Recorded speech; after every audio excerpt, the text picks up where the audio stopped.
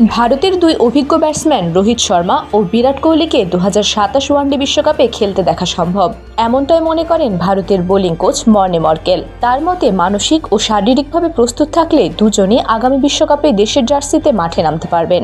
দক্ষিণ আফ্রিকার বিপক্ষে ওয়ানডে সিরিজের আগে সাংবাদিকদের প্রশ্নের মুখে পড়েন মর্কেল। রোহিত ও কোহলিকে কি তিনি পরের বিশ্বকাপে দেখতে চান, এমন প্রশ্নে তিনি বলেন, এখনো অনেকটা সময় বাকি, তবে তারা মানসম্পন্ন খেলোয়াড়। যতদিন তারা কঠোর পরিশ্রম করতে চাইবে এবং ফিট থাকবে ততদিন অবশ্যই খেলতে পারবে।